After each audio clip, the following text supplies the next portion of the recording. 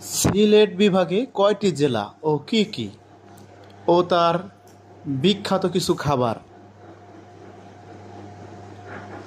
সিলেট বিভাগে 4টি জেলা যথা সিলেট, সুনামগঞ্জ, হবিগঞ্জ এবং মৌলভীবাজার। সিলেট জেলায় কিছু বিখ্যাত খাবার: সাতকরার গরুর মাংস, আখনি, বিরাইন ভাত এবং বিভিন্ন ধরনের পিঠা যেমন চুঙ্গা পিঠা। সুনামগঞ্জের কিছু বিখ্যাত খাবার: সাতকরা, অথনি পোলাও এবং হাওরের মাছ। হাওরের মাছ খুবই সুস্বাদু। হবিগঞ্জে কিছু বিখ্যাত খাবার: চিকন মাটি দিয়ে তৈরি এক ধরনের খাবার এই জেলায় খুবই বিখ্যাত। মৌলভীবাজার জেলায় বিখ্যাত কিছু খাবার: সাতকরা দিয়ে রান্না করা এবং কাঁঠালের বিচি দিয়ে রান্না করা খাবার।